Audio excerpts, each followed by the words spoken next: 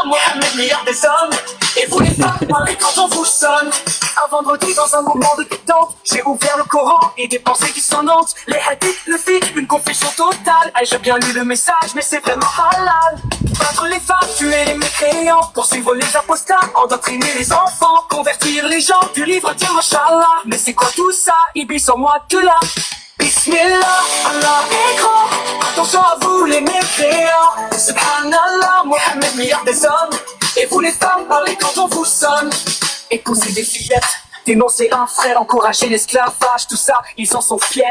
Hadith, Coran, doctrine de l'imam, c'est évident, bienvenue dans l'islam. Ignorance, obscurantisme, influence et fanatisme sont les piliers de cette foi islamiste. C'est pourquoi je suis devenu chétaniste. Ça donnerait presque envie de danser. Attention à vous les mécréants. Subhanallah, Mohammed, meilleur des hommes. Et vous les femmes, parlez quand on vous sonne. Moi Iblis, roi des mécréants, chevalier athée. Venez dans nos rangs, menace, intimidation. J'ai chaud après. Dogme qui est pire que la peste. Iblis, Iblis est une arme. Attention à vous les pendants de l'islam. Subhan Iblis, le shaitan vous garde. Et vous les femmes, garants de notre sauvegarde.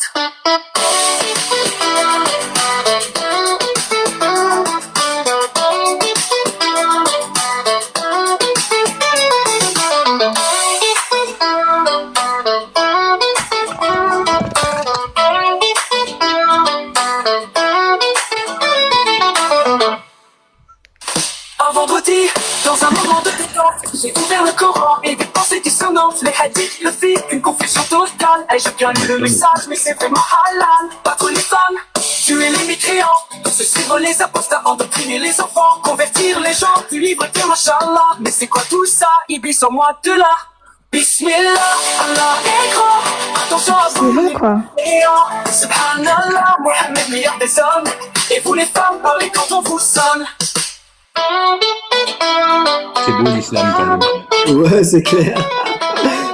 Machallah, et mâche-le bien, faudrait Machallah. Bon, voilà. Bon, du coup, voyez-vous, hein, j'ai respawn. Il est venu, il a voulu me piquer au vif avec des mots. Il a voulu me Samuel baptiser, sauf que il n'a pas compris que sur Internet, on peut respawn. Ah là là, je sais pas, sortez des arguments au lieu d'essayer de mettre la tête aux gens. Sûrement un miracle. Ouais. Le vrai miracle, c'est que l'islam est tenu jusque-là. Hein. Ça, c'est un miracle. Salut. Comment allez-vous? Très bien, et toi? Le micro est à toi.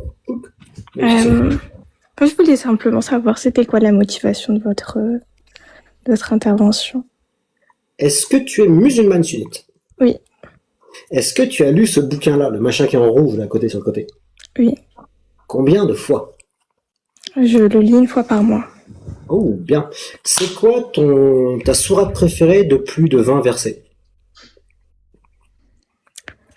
Rafir.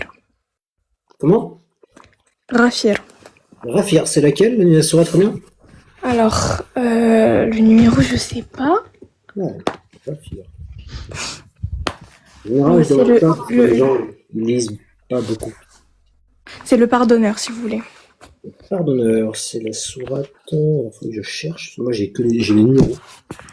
Non, je comprends que on n'est pas forcément les mêmes outils.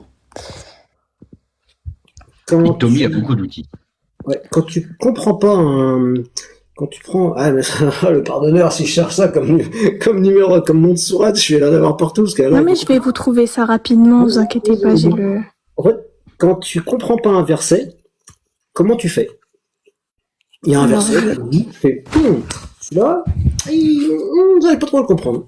Chaque verset est sujet à interprétation. Ouais. Et donc il y a des ouvrages qui sont nécessaires à la compréhension en fait du Coran. C'est la sourate numéro 41. Et donc je me réfère aux ouvrages qui ont été publiés par les savants sunnites. Ne serait-ce pas des hadiths? Non, on parle de tafsir. C'est la science de l'exégèse du Saint-Coran. Exactement. Nom de Zeus, toi, tu montes dans mon estime, parce que tu es une des premières personnes, une très rare personne, qui applique la bonne méthodologie.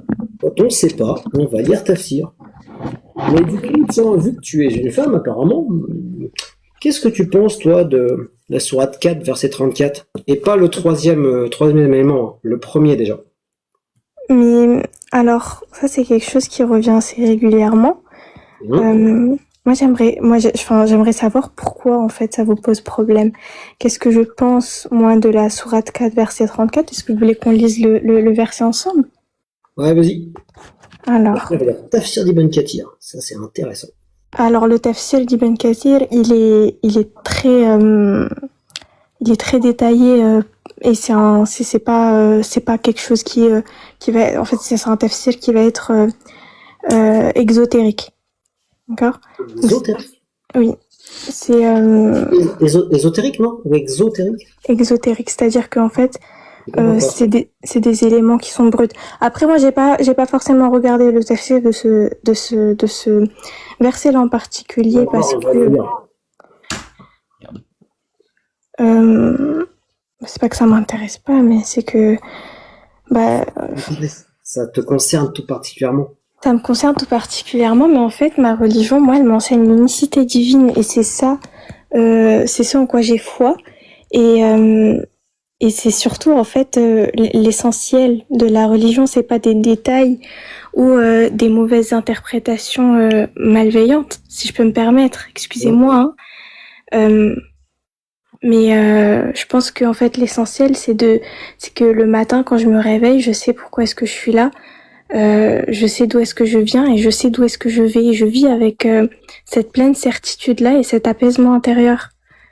Alors, maintenant, je trouve que Écoute-moi très attentivement, parce que je serai une des seules rares personnes qui va faire un truc que autour de toi, dans le monde musulman, personne ne fait. Je vais te respecter. Et parce que je vais te respecter, mes paroles vont te faire mal. Écoute-moi attentivement. Personne, et je dis bien personne, même pas moi, Iktomi, le dieu de la malice, ne sait ce qui se passe après la mort. Ah, supprimer Iktomi et faire 2. Mais c'est pas possible, c'est une image, les gars. C'est pas... Voilà. On va relancer le live. Il y a des gens qui essayent de me samuel-patiser. Donc, avant qu'on relance le live, je vais te dire un truc. Personne, pour le moment, ne sait ce qui se passe après la mort. Parce que si quelqu'un le savait, ce truc serait et dans les torchons Closer Gala Voici, et dans les revues prestigieuses Nature Science, voire même dans The Lancet, quand bien même The Lancet ne parle que de médecine. Donc la personne c'est vos sources à vous. Non, la personne c'est vos croyances. C'est pas ça, c'est pire que ça. La personne qui te dit moi je sais ce qu'il y a après la mort, soit elle est en train de rédiger un papier scientifique sur passe d'être publié là, soit elle te ment. Parce que un truc aussi épique serait publié partout. Et quand je dis partout, c'est partout. Mais c'est publié partout. Non, c'est pas publié partout. Ce qui est publié partout, c'est des billevesées. Il n'y a aucune preuve reproductible et falsifiable. Alors... Donc, je vais supprimer Ectomie FR 2. Et Ghost Navigator. Ghost Navigator a été signalé alors qu'il dit rien. Incroyable. J'ai même pas encore ouvert ma bouche. C'est marrant. C'est comme si les musulmans, quand ils sont chafouins, au lieu d'avoir des arguments et discuter comme la fille qui est en bas, madame, je te respecte, vous voyez, ça c'est une musulmane avec qui on peut discuter. Voilà. On va critiquer sa religion. On va opposer nos arguments. On va voir pourquoi des gens qui lui font croire à un Papa Noël alors qu'elle est adulte. Et que c'est pas bien de faire croire à un adulte qui a un Père Noël. Alors qu'il y a des gens... Tu vois ce qui se passe là, madame? Ça, c'est ce qui est écrit dans l'islam. Non, justement, non. Tiens, regarde, je vais te lire un truc, tu vas voir. Je vais te lire le Tafsir d'Ibn Kathir de la sourate 5, juste avant que mon live se fasse. Attendez seulement que je prenne le bouquin sous les yeux, pour que je puisse vérifier, parce que... Complètement. Vous avez sûrement une traduction, que ça se soit. Vous allez lire quelle sourate? Sourate 5, verset 33. Sourate 5, c'est Maïda, c'est ça? Je pense, oui. Alors, donc moi j'ai chopé... Attends, je vais pas supprimer Ghost. C'est moi juste trouver la page, s'il vous plaît. Donc, alors, moi, j'ai chopé le tafsir sur le site tafsir.be. Je vais vous le mettre. Et ce site est très très bien parce que les gars, ils ont fait leur commentaire ici. Tafsir.be. Alors, Pourquoi ce scan est bien? Parce que ce scan, il est en reconnaissance d'écriture. C'est-à-dire que vous pouvez faire des recherches par caractère. C'est pas juste une photo. Et donc, là, je suis à la page 294 de l'ouvrage. Tafsir. Ou sinon, c'est la page 68 du PDF. Donc, mais je vais pense qu'on va simplement avoir- regarder dans l'ouvrage originel et je l'ai en arabe hein, pour pouvoir Pour ceux comparer qui aussi. font la guerre contre Dieu et son prophète, Dieu montre leur Est-ce que vous sort. pouvez juste attendre une seconde que je trouve la Ouais, page ouais. si ça vous dérange pas? Vas-y, carrément. Pour ça, je vais te montrer que là, ce qui s'est passé sur Ghost Navigator et sur Ectomy FR2, c'est-à-dire une image, hein. Ectomy FR2, il n'a pas parlé, c'est une image. Et bien ça, c'est écrit en islam et c'est demandé. Et tu vas voir, quand on lit Tafsir, c'est encore... Mais c'est moi je vois qu'il est écrit comme restriction la consommation de substances présentées dans ce direct pourrait nuire à ta santé. On n'a rien contrôlé. Si, on a consommé du Coran et des Tafsirs. Ah là, je peux t'assurer que TikTok, il a raison, ça peut nuire à ta santé. Hein. La preuve, ça te fait croire n'importe quoi et ça te fait faire n'importe quoi.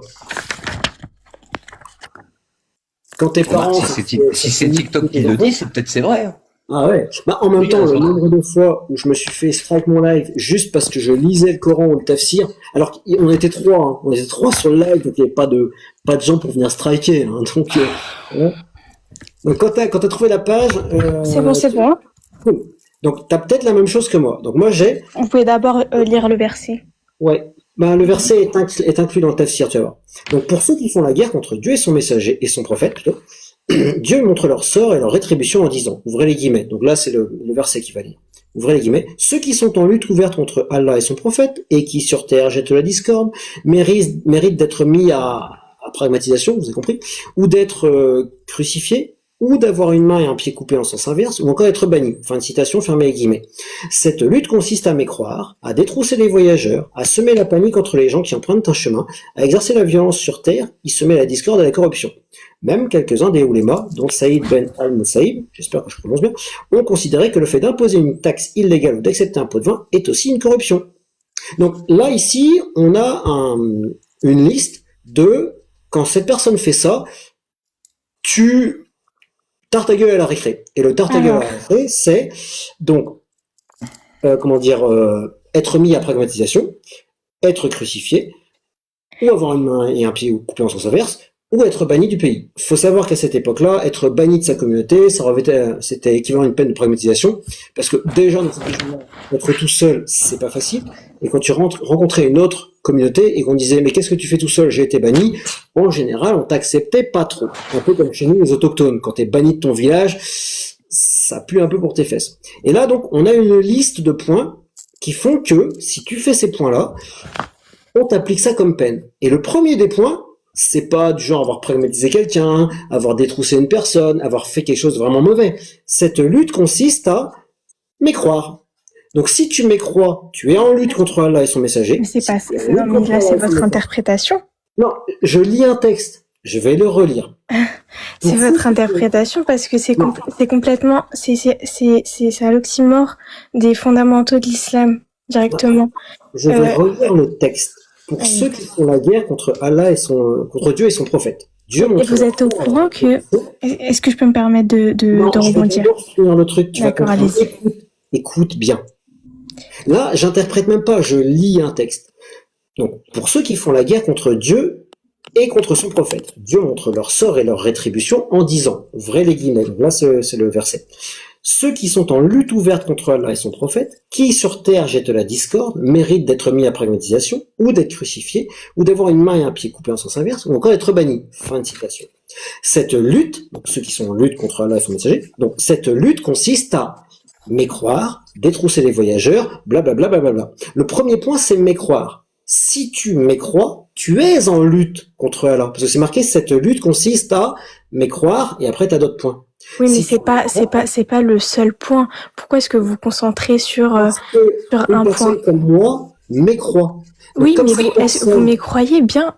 Et là, étant donné que c'est pas le seul point, vous comprenez bien que le problème n'est pas tant dans la mécréance. Et on fait quoi aux personnes Regardez l'ensemble de la religion. Il faut pas se référer, s'il vous plaît. Il faut pas se référer à un point en particulier, à un texte en particulier, mais c'est un ensemble. En fait, D'accord. si, Si imagine. vous regardez l'histoire musulmane à l'époque du prophète, le prophète vivait dans une société Arrête, n'oblige pas à te muter. interreligieuse. N'oblige pas à te muter. Imagine, je te fais un gâteau que tu aimes bien. Tu kiffes ce gâteau, ou un truc que tu aimes bien. Et dans ce gâteau, je mets un peu de cyanure. Pas beaucoup, mais j'en mets un peu. Est-ce que tu le manges, ce gâteau? Je vois pas le rapport. J'ai fait un truc que t'aimes bien. Et dans ce truc que t'aimes bien, je t'ai mis un poison ultra violent. Un truc qui peut nuire à ta santé. Est-ce que tu vas l'analyser, ce gâteau, pour voir s'il va nuire à ta santé, ou est-ce que tu vas le manger comme ça si je te dis, bah tiens, fais-moi confiance, y a pas de souci. Mais ça n'a absolument aucun rapport. La comparaison, elle a rien à voir. Là, ce que je suis en train de vous dire, c'est que la religion, elle ne peut pas se résumer à un point. En fait, il y en a Elle ne peut plusieurs pas des se- points. Mais Ça, non, c'en mais est c'est un pas des ça. premiers. Le truc, c'est que c'est pas la méthodologie musulmane. Là, vous êtes les seuls à croire en ce que vous disiez. Mais y a C'est pas ce que de vous avez point. choisi de croire. Tu rejettes Ibn Kathir? Je ne rejette pas Ibn Kathir, mais je Ibn rejette Kathir, l'interprétation que vous faites de ces textes. J'interprète rien. Ibn Kathir, il dit quoi à ceux qui, on fait quoi à ceux qui mécroient? On fait rien à ceux qui mécroient. La peine de Parce qu'il l'apostat dit- dans l'islam, c'est quoi? Excusez-moi, La peine de l'apostat dans l'islam, c'est quoi? il n'y a pas de peine de l'apostat dans l'islam.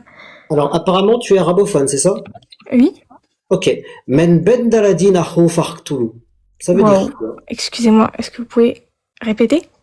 Men bendaladinahu farktulu. Alors, je suis désolée, mais ça veut rien dire ce que vous avez dit. Celui qui Alors, quitte si- l'islam, tu es le Celui qui quitte sa religion, pragmatisez-le. Ce sont les paroles du prophète. Mais, n'importe quoi. Non, c'est pas n'importe quoi. Alors, du coup, on revient sur Tafsir d'Ibn Kathir. Moi, j'aimerais vous expliquer, est-ce que je peux revenir du coup sur le tafsir d'Ibn Kathir et vous expliquer? Oui. Ou bien est-ce que... D'accord. Alors, Je vais le relire jusqu'à ce que tu comprennes. non mais je l'ai sous les yeux, vous n'avez pas besoin de le relire. Ah bah, est-ce que tu peux le lire, toi, s'il te plaît? Je l'ai en arabe. Ah bah, du coup, est-ce que tu peux traduire? Je peux c'est traduire, mais déjà, premièrement, alors le tafsir, il s'attaque à trois versets qui sont les uns après les autres. Donc déjà, on prend pas un verset tout seul dans ce contexte-là. Mais si vous voulez, Arrête, comment dire? N'insulte pas ton intelligence et surtout n'insulte pas la mienne non plus. Il y a un verset, il y a un tafsir qui explique ce verset. On va lire le tafsir qui explique ce verset. moi je Tu suis as en un train de cerveau. vous dire que Contrairement à l'auteur, ce que Allah dit, tu n'as pas un demi-cerveau, tu as un cerveau complet. Et contrairement à ce que Allah dit, tu es capable d'avoir une argumentation. mais là vous me coupez la parole, vous me laissez pas parler. Donc, lis le tafsir, enfin traduis-le si tu l'as que en arabe. Moi, je suis en train de vous introduire la méthodologie de l'auteur Non, il n'y a pas qui va, besoin. La qui va méthodologie, mener à la on compréhension. Maintenant, vous voulez. Alors, va juste lire le tafsir et on va voir déjà si tu as la même traduction que la mienne ou peu ou prou la même chose. Ouais, et t'as dit à blanc une traduction mot pour mot, enfin une traduction dans le texte. Pourquoi ma caméra est penchée?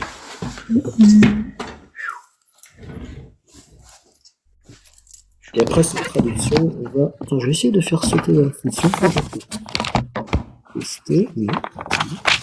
On va essayer de contester ça, hein, parce que les gens Encore qui pris une essaient de- restriction, Octo? J'en ai eu 3. Eh 3 ben, d'un quand même. coup. Ah ben, en même temps, les gens qui n'ont pas d'argument, ils essayent juste de te planter, c'est tout. Ah, je sais bien, je sais bien. C'est ce que l'islam fait, hein. C'est ce que la chrétienté fait et la judéité fait. C'est marqué dans leur texte. C'est explicitement demandé. mais vous êtes chrétien? Je l'étais. Tu veux savoir pourquoi je le suis plus? Ou bien? Parce que Je suis en train de préparer la traduction si jamais. Hein. Ouais, je viens. Bah, du coup, le temps que tapoter, hein, les 15 qui sont là, ça fera peut-être monter un peu ce live. Par contre, si jamais je suis vraiment venue dans une dans une intention assez pacifique. Moi, je suis pas là pour vous attaquer ou quoi que ce soit. Donc, s'il vous plaît, dans le chat, Non, mais je j'aimerais parle. vraiment juste un peu de respect et Du respect avec moi. Ictomi ne t'attaquera pas sur ta personne. Ouais, du respect avec moi, tu vas en avoir. Parce que je vais te vous pouvez malmener. juste le temps au moins de mon intervention, vous abstenir de blasphémer parce que Je vais ça blasphémer. consiste Alors, à une attaque Allah à ma n'existe foi pas. et en fait, je me sens pas respectée dans ce cas-là. Écoute-moi bien. Allah n'existe pas. Momo est un pédocriminel. Et ce qu'il a fait légitimise la violence sur les enfants et sur les femmes. Ah, mais c'est faux. Ça, c'est comment je te respecte. Non, Parce mais c'est que je faux, te c'est dis ça la le vérité. truc. En fait, moi, j'aimerais vraiment savoir. Continue. Si vous voulez, Lis-moi le tafsir, s'il te plaît. on va Pars pas faire de ça, tous les mais sens. après, j'aimerais que. Alors.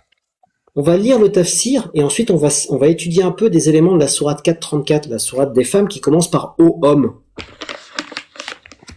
Si tu es musulmane endoctrinée depuis l'enfance, il n'y a pas de problème, tu es une victime. Si tu es musulmane convertie parce que tu l'as voulu, je pense qu'on s'est foutu de ta gueule. Oui, bah oui. Parce que celui qui quitte l'islam, pragmatisez-le. Vous lui mettez la tête en wifi. Ça, c'est une clause de résiliation de contrat que je pense que les convertis auraient peut-être dû prendre connaissance avant de se convertir. Donc, alors, traduction. Peut-être que la traduction, la mienne n'est pas bonne. Bon, je sais qu'elle est bonne parce que les bouquins que j'ai, ils sont validés par Al-Azhar et Darussalam, mais bon, on ne sait jamais, hein, il y a peut-être une modification.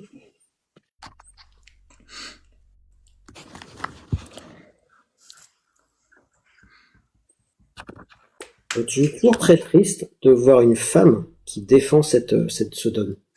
C'est terrifiant. Quand tu leur montres les textes, t'inquiète, ils changent vite d'avis. Mais si tous les gens qui m'écoutent, vous pouviez discuter comme cette personne, elle va chercher les textes, elle connaît la procédure, et ça c'est bien. Comme j'ai dit, ça fait quoi? C'est la 3e. Depuis 2 ans que je fais des lives à peu près, personne qui applique la méthode. Et, tu sais, si tout le monde pouvait être comme elle, ce serait trop cool. Ah, enfin quelqu'un avec qui discuter. Voilà, c'est trop bien. Mais, et je suis premier degré, attention, hein. C'est trop génial. Et là, on a eu les 2 exemples. On a eu ceux qui appliquent les textes parce qu'ils n'ont pas d'argument, donc ils vont juste planter. Hein. Les restrictions, c'est ça. Et on a une personne ici qui dit, ok, d'accord, moi j'ai des sources, j'ai des documents, on va parler de source à source. C'est trop bien, c'est trop génial. Bah non, pas terminé le live, j'ai dit, j'ai regardé les restrictions. Contestation du coup. Donc j'en ai 2 qui... Alors. Ah, la garde. Tu n'as jamais aucun argument. La garde. Ne monte pas ici, tu vas te faire allumer. Allah exalté soit-il. Ouais. Dit la rétribution de ceux qui font la guerre à Allah et à son messager et qui s'emploient à répandre la corruption sur terre jusqu'à la fin du verset. Donc ce verset concerne ceux qui s'opposent à Allah et à son messager par des actes de violence, de meurtre, de pillage et de terreur et qui portent atteinte à la sécurité des gens. Il s'applique à toute personne qui brandit les armes contre les voyageurs, répand la peur sur les routes, verse le sang injustement ou s'empare des biens par la force. Il a été révélé au sujet des gens qui étaient venus à Médine, avaient embrassé l'islam, puis, tombés malades, furent envoyés par le messager d'Allah, paix et salut sur lui, auprès des chameaux de l'aumône afin de boire leur lait et de leur urine. Une fois rétablis, ils renirent leur foi, tuèrent le berger du prophète, mutilèrent son corps, volèrent les chameaux et prirent la fuite. Le prophète, paix et salut sur lui, envoya alors des hommes à leur poursuite. Ils furent capturés et il leur infligea la peine correspondant à leurs actes. Leurs mains et leurs pieds furent tranchés en alternance, leurs yeux cautérisés, puis ils furent abandonnés dans la plaine jusqu'à ce qu'ils périssent. Les savants ont expliqué que les peines mentionnées dans le verset diffèrent selon la gravité du crime. Celui qui tue et s'empare des biens est mis à mort. Celui qui tue sans voler est exécuté. Celui qui vole sans tuer à la main et le pied opposé tranché. Celui qui ne fait que semer la terreur est banni de la terre. Il est rapporté par Ibn Abbas de Mujahid et d'autres que ce verset est général et s'applique à tout individu qui commet de tels actes, qu'il soit musulman ou non. Cependant, Allah exalté soit-il a ouvert la porte du repentir lorsqu'il dit, à l'exception de ceux qui se repentent, avant que vous ne les maîtrisiez, ainsi quiconque se repent sincèrement avant son arrestation. Allah lui accorde son pardon, car Allah est pardonneur et miséricordieux. Oh, Alors. ouais, effectivement. Il date de quand ce tafsir? Tu as une date pour celui-là? Bah, 774 Wow. de la nigérienne. D'accord, parce qu'il n'y a pas le passage sur les mécréants. Parce que moi, tu vois, dans le tafsir d'Ibn Kathir que j'ai, ça mentionne la même chose que toi, ceux qui volent, etc. Mais tu vois, j'ai porté avec notre berger, buvait le lait des urines des chamelles, ils s'exécutèrent et furent guéris. Dans une autre version, je vis un homme d'autre marché. Mais tu vois, moi, j'ai la version pour ceux qui mécroient. Attends, Ictomi, elle est partie. Ah merde! Ah, j'espère qu'elle n'a pas été, ah, elle est revenue. Elle a rejoint, elle a dû glisser. Vas-y, reviens. Reviens. Elle a dû glisser. Ah, elle a un appel. Ouais. Et elle revient. Ouais, pas de souci. Oui, là ici c'est intéressant parce que dans son texte à elle, on parle pas des mécréants, ce qui est pas plus mal, mais par contre, on a quand même un texte qui te demande si tu voles, on te coupe la main. Mais est-ce que c'est juste moi ou quand j'ai entendu sa voix douce dire de trancher les mains et les pieds m'a rendu froid dans le dos? Mais c'est terrifiant, hein. C'est terrifiant. C'est très Ça refroidit, terrifiant. Ah oui, et je suis sûr que c'est une femme très posée. Elle est, moi, une croyante comme ça, demain matin, j'y ouvre ma porte et on mange un bon steak d'ours. Mais carrément, quoi. Aucun problème. Mais c'est la reine rouge. On dirait la reine rouge dans Resident Evil. Elle a la petite fille. You all gonna die down there. Ça bête. Avec son petit sourire. En plus, elle est comme ça. Elle fait, You all gonna die down there. C'est l'horreur. Vous vous rendez Non, compte? ça t'empêche de lire le texte comme ça aussi tranquillement, c'est fou. Vous vous rendez compte du truc? J'ai coupé direct là. Moi, j'ai fait comme, waouh, ma copine est juste à côté de moi, puis elle m'a regardé, elle a dit, ça glace le sang. Mais, et le pire, c'est, on parle avec elle, elle est douce, elle est calme, elle est posée, je dirais même qu'elle est courageuse, hein, de monter et tout ça. Fait que j'ai énormément de respect, mais quand elle a lu son texte, ouf! En fait, c'est ça que fait l'islam. C'est ce que j'explique aux gens. L'islam ne fait pas des gens violents. L'islam fait des gens comme cette personne qui sont capables de lire avec douceur un truc totalement horrible. L'islam te rend apapathique. C'est un mot que j'ai inventé, c'est un apathique, c'est un apathique. Un apapathique, c'est un gros apathique, comme les hippopotames qui sont des gros hippopotames. Et donc, du coup, l'islam, surtout l'islam, comme ça t'apprend à t'humilier tous les jours, surtout en te mettant le nez par terre et le cul en l'air. C'est encore les chrétiens, ils sont juste à genoux avec des mains jointes. Ah, ça va. Mais l'islam, en termes d'humiliation, t'as quand même le front par terre et le cul au sol, enfin le cul en l'air. Même quand je faisais du kyudo et du kendo, le salut japonais, t'as le dos à plat. Donc oui, effectivement, t'as le front par terre, t'as les mains comme ça et t'as le front vers le sol, mais ton cul est pas en l'air. L'islam t'apprend à t'humilier. Et donc, du coup, l'islam t'apprend à faire que, quand il y a des injustices ou des trucs qui sont horribles, machallah et mâche le bien. Et là, on te parle de couper la main des gens qui ont fait un truc pas bien, mais juste avant, le texte, et je l'ai aussi, donc il y a des gens, ils ont pragmatisé le berger, ils ont volé les chameaux. Ok, d'accord. Leur rétribution, ce que les autres ont fait, ils les ont chopés, ils leur ont coupé les mains, une main et un pied, ils leur ont crevé les yeux avec des clous chauffés, et ils les ont laissés dans le désert. Mais attention, dans le texte ici, j'ai pas entendu qu'il y avait le nom de la zone géographique. Mais la zone géographique qu'il y a dans les textes, c'est une zone géographique qui est ultra aride. Donc t'imagines, tu viens de couper la main et le pied d'un gars, je pense pas qu'ils ont cautérisé, et même s'ils ont cautérisé, c'est ultra douloureux. Ensuite, tu leur crèves les yeux, donc ils ont plus aucun repère, et tu les laisses canner comme ça dans le désert. J'ai pas de mots. J'ai juste pas de mots. C'est... Alors, je suis d'accord, c'est horrible, mais c'est une rétribution à un acte qui est tout aussi horrible. Et ensuite, c'est une époque qui est différente, avec une justice qui est différente. dans les prochains siècles de l'islam, on va avoir mis en place des prisons. Et là, les personnes ne sont plus torturées de cette manière-là, mais simplement emprisonnées comme le sont dans nos sociétés aujourd'hui. La religion, elle évolue avec son temps de la même manière. Et encore une fois, en fait, moi, j'étais pas venue là pour discuter en fait des points qui sont incompris ou peut-être sujet à questionnement. Je suis venue vous interroger sur votre démarche. En fait, en fait, je comprends pas seulement pourquoi est-ce que si c'est une religion qui ne vous intéresse pas, pourquoi est-ce que vous donnez de votre temps et de votre investissement à parler de ça en fait à longueur de journée. Samuel Paty, ça te dit quelque chose? Bien sûr. Est-ce que tu sais ce qui lui est arrivé à Samuel Paty? Je sais, je condamne ce qui lui est arrivé.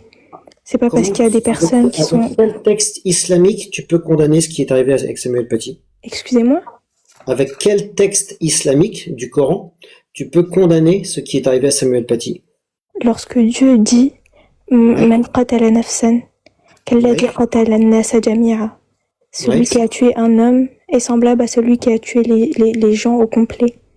Ensuite, parmi... Tu peux nous lire au complet ce verset, s'il te plaît?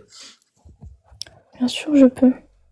Parce que, accessoirement, ce que tu as lu là, c'est qu'une partie du verset. Iktomi, petit point qu'elle a dit tout à l'heure. La religion évolue avec le temps. Très intéressant quand même. Non. Enfin, si tu prends le calife Othman qui a dit de brûler tous les versets du Coran qui lui plaisaient pas de bol, on n'est pas dans cette méthodologie-là, on est finite, on n'abroge aucun texte. Mais du coup, madame, j'ai une question. Comment la religion peut évoluer avec le temps si c'est Dieu qui a décidé cette religion? Comment peut-elle évoluer? Dieu vient-il nous voir pour nous dire, bah tiens, faut que ça évolue, donc du coup, on va changer Absolument ça? pas. Mais c'est pour ça que Dieu nous a donné un texte qui est générique et qui s'adapte à plusieurs époques. Non. Le Coran et la Sunna, c'est universel, ça s'adapte à toutes les époques. Non, c'est pas universel. Aussi, ça s'adapte à toutes les époques et à toutes les circonstances géographiques. Dans le texte de l'islam, les gens qui ont des rapports homosexuels, il faut leur mettre la tête en wifi. Les homosexuels, il faut leur mettre la tête en wifi. Dans ma nation et dans celle de autochtones, on est deux nations d'Amérique du Nord. Donc lui, il est Micmac, donc Gaspé, la pointe de l'Est. Moi, je suis Nakoda, le centre du Canada. Les deux esprits, donc les homosexuels, quelque part, ou ce qu'on appellerait maintenant les trans, ceux qui ont une double identité, sont considérés comme sacrés. Donc le Dieu Allah, d'un côté de l'océan, il a dit les homosexuels, c'est tarte à gueule à la récré, et de l'autre côté de l'océan, vous les considérez comme sacrés? Et dans son bouquin, il a dit attention, c'est tarte à gueule à la récré, hein, parce que nous on n'a pas eu le bouquin de notre côté de l'océan, il est jamais descendu le bouquin d'Allah. Donc, mais on va d'abord lire le verset que tu as lu, et après on va s'attaquer au fornicateur et à la fornicatrice, parce que moi et ma petite femme, on est fornicateur et fornicatrice. Et comme il y a encore des gens qui le pratiquent aujourd'hui, enfin la peine du fornicateur et de la fornicatrice, hein, j'ai des vidéos, je vous montrerai. On va lire les textes, mais avant le sourate 5, verset 32. Et quelqu'un qui pragmatise, c'est comme s'il avait pragmatisé tout le monde, et quelqu'un qui sauve quelqu'un, c'est comme s'il avait sauvé tout le monde. Est-ce que tu peux le lire en complet? Comme ça, on pourra comparer nos versions. Moi, c'est celui d'Ibn Kathir que j'ai dedans. Attendez que je retrouve la traduction, parce que je ne mémorise pas tout par cœur. Le temps que tu retrouves, moi, je vais lire ce que j'ai, et comme ça, on pourra comparer. Donc moi, maintenant, je suis à la page 293 de l'ouvrage, et c'est la page 67 du PDF, toujours sur le site tafsir.be, donc la sourate 5. Et donc c'est marqué. Donc là, c'est le verset qui est posé. Donc c'est pour cela que nous avons imposé cette loi aux enfants d'Israël, ouvrez les guillemets, quiconque aura pragmatisé un autre homme qui ne sera pas lui-même ni un meurtrier ni un séditieux, sera considéré comme le pragmatiseur de l'humanité tout entière. Quiconque sauvera une vie, sera considéré comme ayant sauvé de la vie de l'humanité tout entière. Prophètes et preuves leur ont été envoyés, et même après cela, la plupart d'entre eux continuent à commettre des excès. Donc ça c'est le 32. Et après le 33, ceux qui sont en lutte ouverte contre Allah, c'est ce qu'on vient de dire. Donc tu vois, pour ce prix abominable, pour prix de ce crime abominable commis injustement, et pour enseigner les fils d'Israël, Dieu leur a prescrit comme loi enseignement celui qui, sans motif légitime, pragmatise un homme est considéré comme s'il avait pragmatisé tous les hommes sans aucune distinction, car son fait est injuste. Par contre, celui qui sauve un seul homme, est considéré comme s'il avait sauvé tous les hommes. Donc là, on dit celui qui pragmatise un seul homme sans motif légitime. Qui a un motif pour pragmatiser des gens. Attention. Et c'est bien Pour ceux marqué. qui détiennent le pouvoir. C'est bien marqué au début du verset, c'est pourquoi nous avons imposé cette loi aux enfants d'Israël. Genre, c'est pas marqué Absolument pas. Il faut comprendre les choses de manière avec leur contexte. Les seules personnes dans l'État en fait islamique tel qu'il est légiféré, les seules personnes qui sont autorisées à appliquer les sanctions légales sont les personnes qui détiennent le pouvoir. On ne se fait pas justice soi-même, c'est le calife qui applique les peines. Et même en fait, si on regarde l'histoire islamique, les peines étaient dissuasives. Voilà, elles n'étaient pas appliquées à l'époque du En fait, prophète aucune peine n'est dissuasive. Mes parents sont de Brest. C'est sûr que si on te coupe là directement, c'est dissuasif. Ça, Ah oui, mais ça, le souci, c'est que regardez seulement quand est-ce que ça a été appliqué. Non, en fait, aucune peine n'est dissuasive. Et je vais te donner 2 exemples et tu vas comprendre.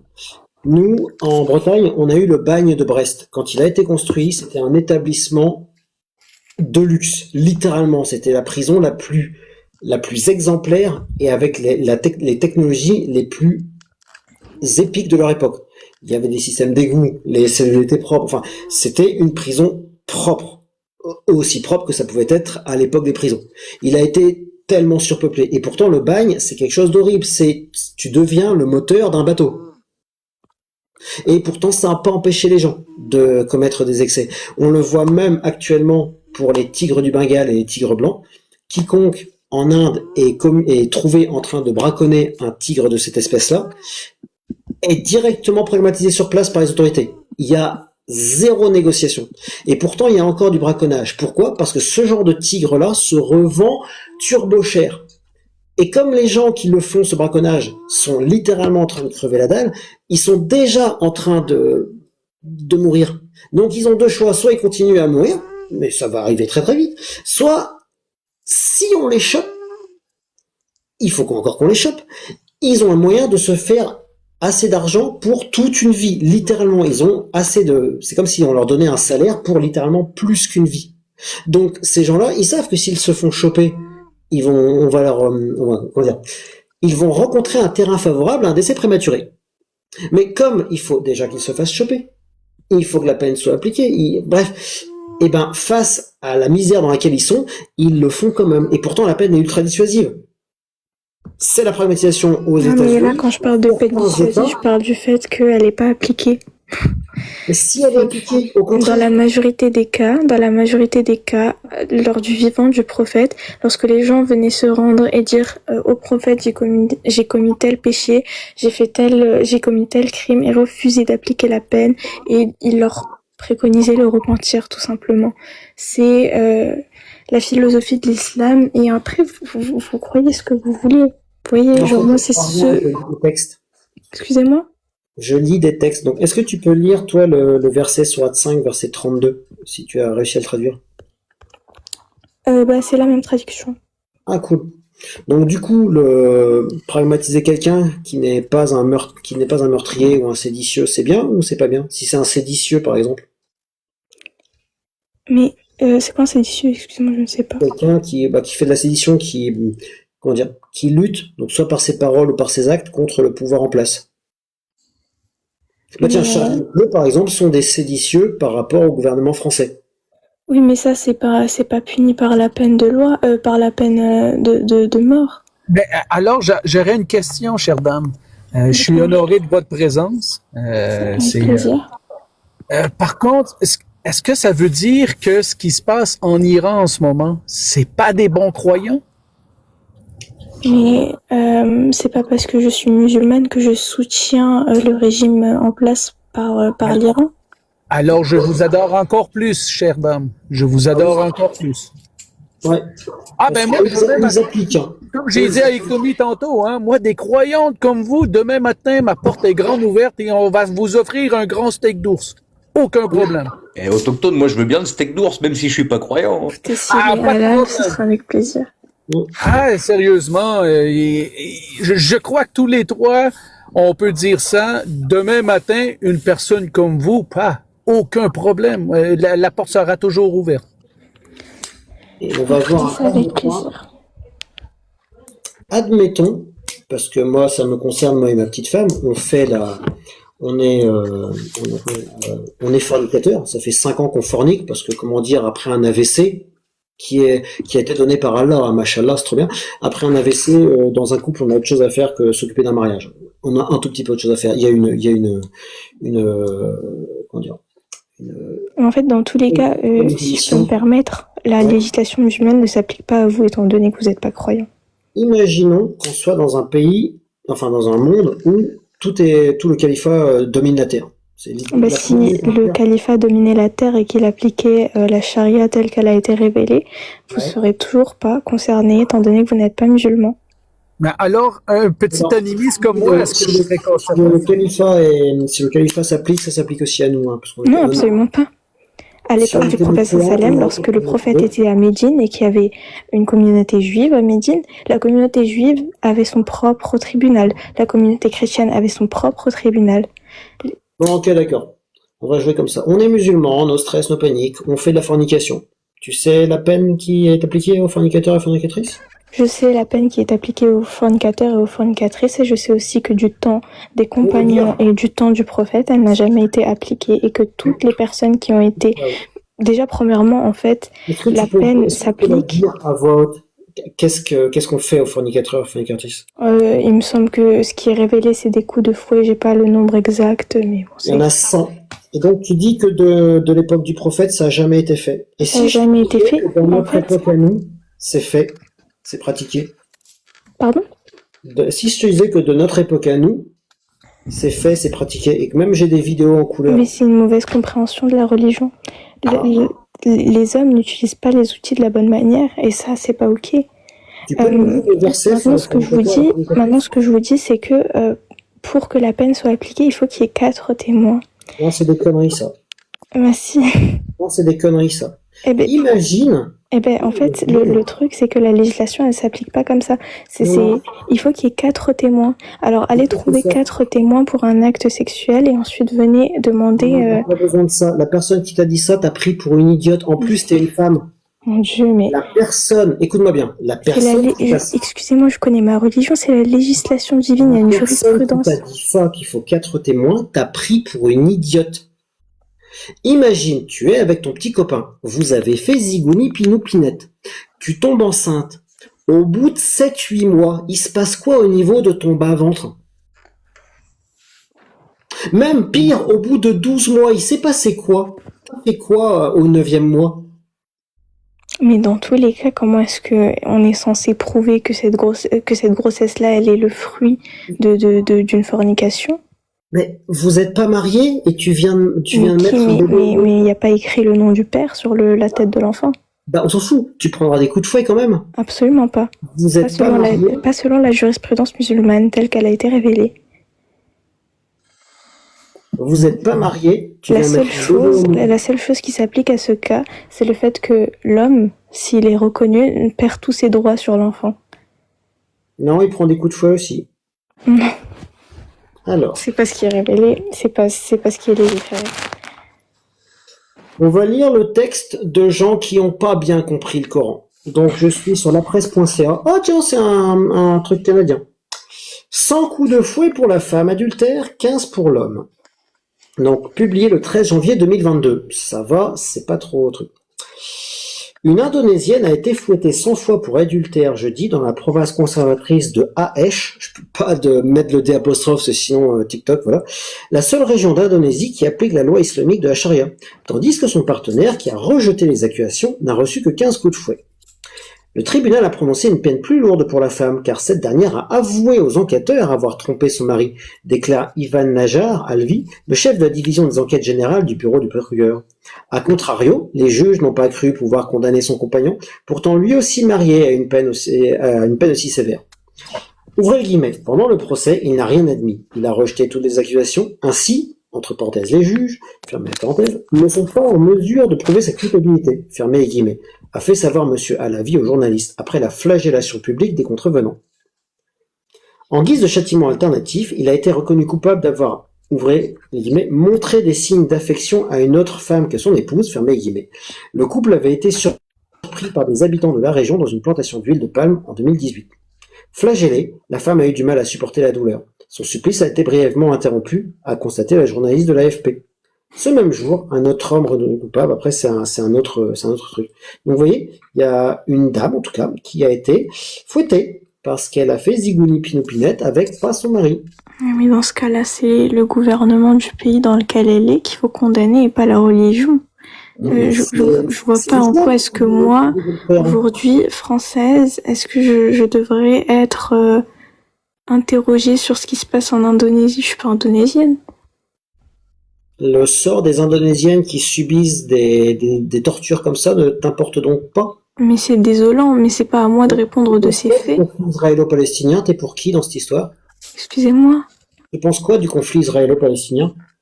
Mais pourquoi vous passez du coq à l'âne comme ça? Non, parce que je pense que tu dois avoir ton camp dans ce camp-là. Bien sûr que j'ai mon camp. Pourquoi tu t'occupes du conflit israélo-palestinien? T'es pas palestinienne, t'es pas israélienne? Je suis pas palestinienne, je suis pas israélienne non plus. Mais Voilà. moi, je défends des gens qui comme argumentation que tu t'en foutais des Indonésiennes parce que t'es J'ai pas... pas... Oula, pourquoi est-ce que vous me faites dire ce que j'ai pas dit? Je vous ai dit que c'était pas à moi de répondre des actes du gouvernement indonésien. Donc du coup, qu'est-ce que tu penses des actes des gens des deux côtés qui pragmatisent des enfants dans le conflit israélo-palestinien? Mais dans les deux côtés, c'est catastrophique. Un Exactement. enfant israélien, il vaut pas moins qu'un enfant musulman. Un enfant, c'est un Tu enfant. penses pas que Allah, il aurait pu venir descendre directement en Indonésie pour dire, les gars, oh, c'est pas ça que j'ai mis dans le Coran. Oh, qu'est-ce que c'est que cette blague? Il y a un truc qui s'appelle le libre arbitre. Dieu ne descend pas sur terre pour venir... Ok, le libre arbitre, bien, c'est parti. Alors, je suis Iktomi, le dieu de la malice. Je suis Iktomi, le dieu de la malice. Et donc, du coup, je suis omniscient. Je sais que jeune fille qui a une voix douce et qui est super sympa, j'arrive pas à lire ton pseudo, Esma, excusez-moi, je me suis pas présentée. Je sais que Esma, demain à 14h30 et 2 secondes, tu prendras un thé à la verveine. Je sais, parce que comme je suis omniscient, j'ai vu toutes les conséquences qui vont amener au fait que tu prendras un thé à la verveine demain à 14h30 et 2 secondes. Tous les éléments, je les vois, ils se sont tous mis en place, j'ai vu le futur. Est-ce que demain, à 14h30 et 2 secondes, tu as un autre choix que de prendre un thé à la verveine? Oui. Mais alors, laissez-moi vous expliquer. J'ai vu tout ce qui va t'amener à prendre ce thé. Je l'ai vu. Vous le savez, mais le fait que vous le sachiez, c'est pas contraignant. Alors, c'est comme si vous voulez que je vous donne un exemple, vous avez dit que vous aviez une femme. Bien. Alors, que ça fait 5 ans que vous êtes avec elle, je souhaite que ça dure. Alors, cette femme-là, vous avez vécu avec elle pendant 5 ans. Donc, vous connaissez cette femme.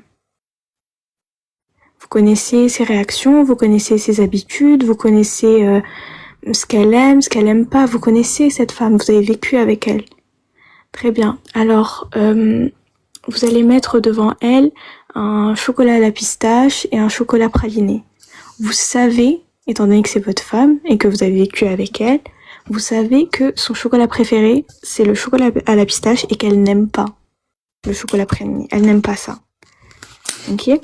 Alors, vous allez faire quoi? Vous allez prendre un carnet et vous allez écrire, voilà, ma femme va prendre le chocolat à la pistache. Vous le savez. Dans cet exercice, je suis omniscient aussi ou pas?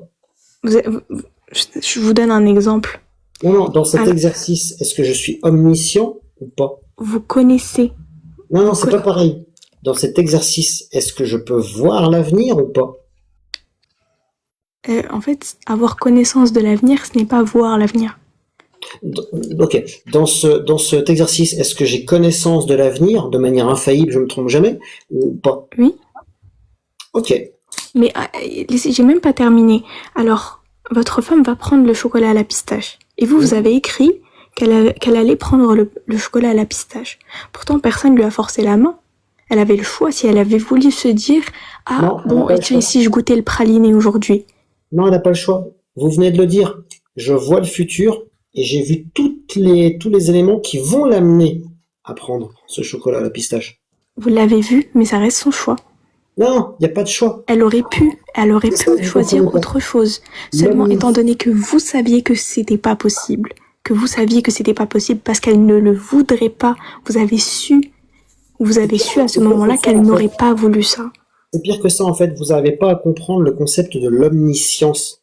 Une personne, une entité, quel que soit un truc, practice mode, un truc qui est omniscient, il voit l'avenir. C'est-à-dire qu'il voit tous les éléments qui vont amener à ce qui va se passer.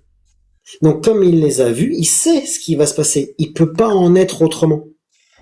Il sait, mais ça découle des choix de l'homme. Il n'y a pas de choix, en fait. Quelqu'un qui est omniscient et qui voit l'avenir, et qui peut pas... La prédestination n'est pas contraignante. Non, il n'y a pas de libre arbitre. Il le sait parce qu'il est omniscient. L'omniscience, c'est pas le fait de voir c'est le fait de savoir, c'est le fait d'être tout sachant, le fait que rien n'échappe à son savoir.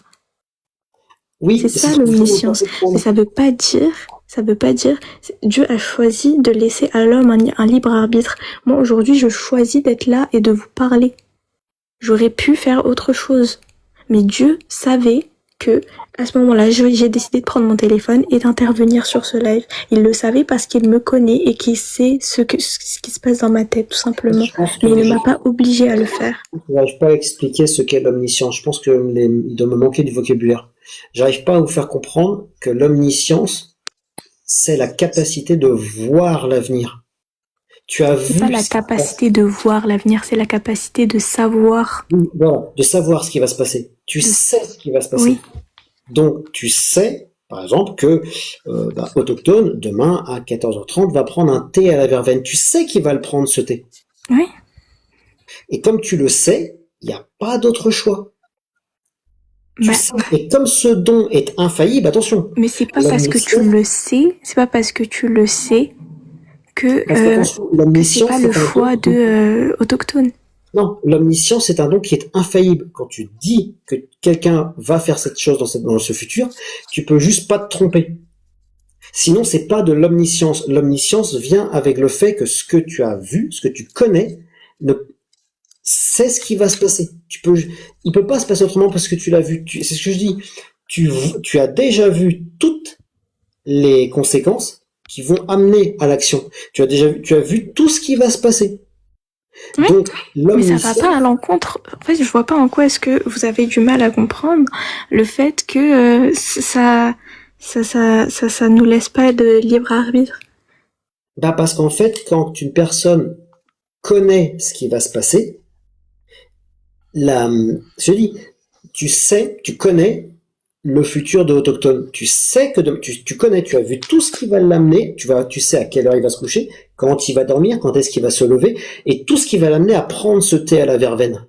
Tu l'as déjà vu, tu le connais, tu es en connaissance de toutes les étapes qui vont l'amener à prendre ce thé à la verveine.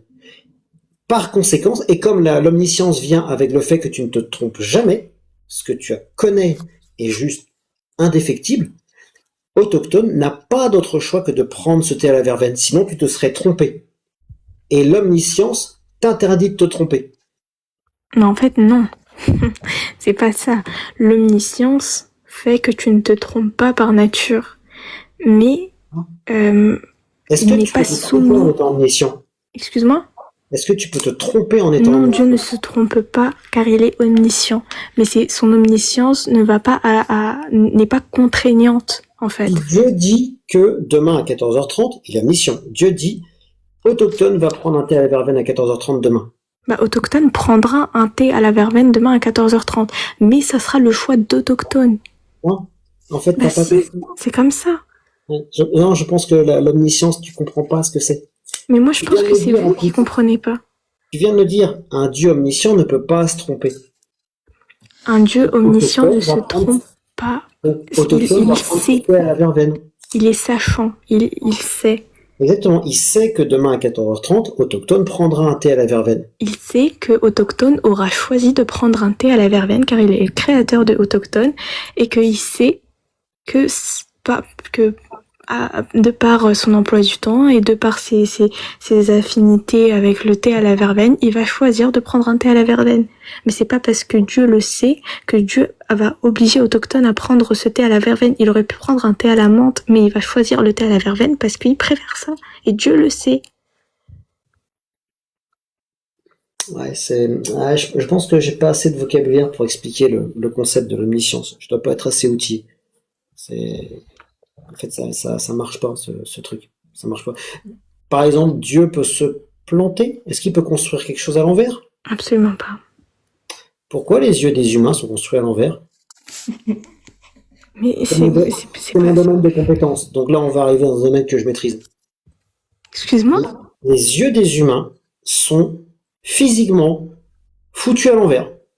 Bah dans ce Littéralement. cas-là, mais c'est Dieu qui l'a voulu ainsi. Ça veut pas dire que c'est mauvais. Ça veut pas dire que c'est une erreur de Dieu. C'est un choix de Dieu. Et ses yeux fonctionnent. C'est qu'ils sont bien comme ils sont.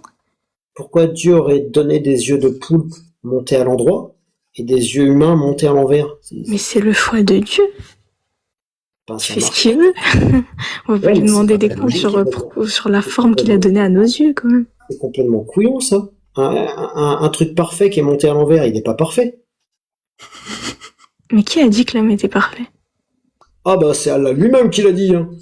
Ah bon? Où J'ai ça? créé l'homme parfait. La création de Dieu est parfaite dans l'exercice de son pouvoir. Mais il fait ce qu'il veut. Et si vous considérez pas ça parfait selon vos codes, mais ça s'applique pas à Dieu, en fait, directement. Quelque chose qui est parfait n'a pas de défaut. Mais c'est ce que vous considérez comme des défauts. Moi, je dis que ce sont des choix de Dieu, je vois pas ça comme un défaut. Vous avez choisi de dire que Est-ce c'est qu'on un peut dire défaut. que Dieu fait des choix débiles? Dieu ne fait pas des choix débiles. Tu peux pas dire ça étant donné que c'est Dieu qui m'a donné le cerveau de penser ce qui est débile ou ce qui n'est pas débile. Le Alors demi-cerveau. ce serait arrogant de ma part de prétendre à juger la création Attends, que je suis. si je comprends bien, chère dame, nous, on a vécu vraiment l'horreur ici en Amérique. Alors, ça veut dire que Dieu savait ce qui allait nous arriver, nous a pas donné de signe ou quoi que ce soit, il a accepté que des enfants soient pragmatisés et qu'il arrive exactement tout ce qui est arrivé envers nous. C'est ce que je comprends. Effectivement, Il ça le fait partie de la savait, volonté divine. Une alors il le justice. savait, il a regardé ça comme un film, il a laissé ça aller. Oui, c'est son choix. Ictonie, je crois que t'as dissident Alors qui je peux voulait pas. monter. Eh ben, je pense que vous avez répondu à ma question. Je peux pas aimer quelqu'un qui voulait détruire ma communauté, même si c'était une qui était hyper pacifique. Mais Je peux ça, pas c'est aimer un l'interprétation que vous voulez en faire. Ben Ça, c'est vous alors qui... Dieu est peut-être le diable aussi. Excusez-moi? Ben, c'est parce que Bonsoir. Bonjour. ben c'est parce que pour Bonsoir moi, Ectomie, bonsoir Autochtone, bonsoir Goss, comment vous allez? Enfin, depuis tout à l'heure en fait, pour Autochtone et Goss. Non, on va toujours bien. Et je suis désolée si j'écorche ton prénom, Slawi. Non, c'est pas ça ton... Ah, c'est à moi que vous parlez? Oui, c'est à toi. C'est Asma, je m'appelle. Excusez-moi, enchantée. Comment tu le dis? Asma. Esma. Ok, enchantée. Et du coup, tu es de confession Musulmane. musulmane, d'accord. Par l'éducation que tu as reçue ou c'est... Dissidente. Ouais, pardon. Excusez-moi. Est-ce que tu peux laisser Autochtone finir? Oui, bien sûr, pas de souci. J'essayais de rattraper les wagons, pardon. non, je voulais juste savoir si c'était l'œuvre de Dieu ou du diable, qu'est-ce qui est arrivé à nos communautés, comme qu'est-ce qui se passe en Iran en ce moment. Oh, c'est l'œuvre de Dieu, parce que quand tu vois ce que le diable a fait, il a pas fait grand-chose. Hein. J'en ai fait des vidéos là-dessus. Et j'en ai même fait des graphiques. Hein. C'est Dieu qui fait les actions négatives et méchantes. C'est pas le diable. Attention les enfants. C'est l'œuvre de Dieu, tout est la volonté de Dieu, mais en fait, le souci c'est que vous n'avez pas l'humilité, en fait. En fait, vous demandez des comptes à Dieu comme si c'est pas lui qui vous a Ah qui non, vous non, avait moi créé. je suis très humble de si c'est vraiment Dieu qui a fait ce qui nous a fait, que je ne veux pas son paradis. C'est clair et certain. J'aime mieux le mien, moi, c'est celui de ma communauté qu'on a essayé d'enlever ma croyance. Moi, j'aime mieux aller courir dans les grandes plaines avec mes ancêtres que d'aller vers quelqu'un qui a voulu pragmatiser complètement ma communauté et qui l'a regardé sans rien faire. Mais c'est lui qui l'a créé déjà avant de la laisser Ben, disparaître. pas- C'est lui qui l'a créé. Alors moi, si, mettons, je fais des enfants, j'ai le droit de le jeter aux poubelles si je veux, vu que c'est nous qui l'avons créé. C'est comme ça que ça marche dans la vie. Ah bah il a Excusez-moi, dit quelque chose. j'ai pas suivi. Moi, je trouve que c'est totalement valide moralement. Hein. C'est Je trouve ça triste, pareil, comme, mais- comme façon de vouloir... Ben, c'est parce que c'est affreux. C'est littéralement affreux. Même si je vous ouvrais la porte pour venir manger un bon steak d'ours, j'ai aucun problème avec vous, même que j'ai un énorme respect. Mais par contre, je peux pas vouloir aller au paradis de quelqu'un qui a voulu ma destruction. Maintenant qu'on a C'est vu pas les parce que Dieu l'a voulu qu'il l'a agréé. Sachez-le. bah C'est justement moi. vouloir Mes rester- enfants, je veux pas les pragmatiser, mes enfants, même si je les ai créés. Mais vous les Moi, avez pas je veux créés. leur donner un meilleur monde et tout ça. Vous les avez pas créés, vos enfants. Bordel, c'est moi qui a eu fait A l'amour. priori, il les fabrique. Mais vous Ouais, avez rien créé du tout. Si Dieu avait voulu que ce spermatozoïde ne soit pas fécondé, il ne serait pas Ma fécondé. copine a souffert pour on va repartir sur les textes, Ouais. on va lire la sourate 4, verset 34, et on va rentrer dans l'acceptation de l'horreur, vous allez voir. Parce que plus on va y aller dans ce live-là, plus on va creuser dans l'horreur. Et je vais encore une fois vous démontrer que les dogmes religieux, l'islam actuellement, sous c'est le thème, mais même la chrétienté, c'est même tisane, font des croyants, des gens qui acceptent la souffrance des autres, voire leur propre souffrance. Donc du coup, je vais lire le tafsir d'Ibn Kathir concernant ce truc. Vous allez voir, c'est vachement cool. La frapper. Non, arrêtez avec frapper, c'est pas ça le pire. Tous les gens sont sur la frapper. Il y a pire que ça en fait. Ah, mais je sais très bien. Mais il me semblait que la 434 c'était celle-là. Ou alors. C'est ça, mais comme je dis, les gens s'offusquent surtout du troisième point, qui est la violence physique. Moi, je vais vous montrer que le premier point est encore pire. Parce que je suis Iktomi, le dieu de la malice. Et en termes de malice, celui-là, il est vachement haut.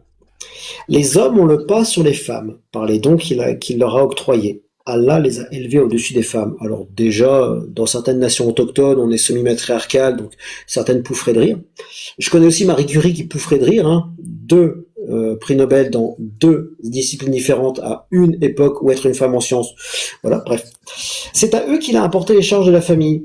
Les femmes dignes et vertueuses demeurent dévouées à l'homme pendant leur absence et conservent ce qu'Allah a prescrit de conserver. Celles qui sont insubordonnées, réprimandez-les, blablabla, réprimandez-les, puis défendez-leur de partager votre couche, et enfin corrigez-les. Mais dès qu'elles redeviennent soumises, ne cherchez plus querelle. Allah est le souverain du monde.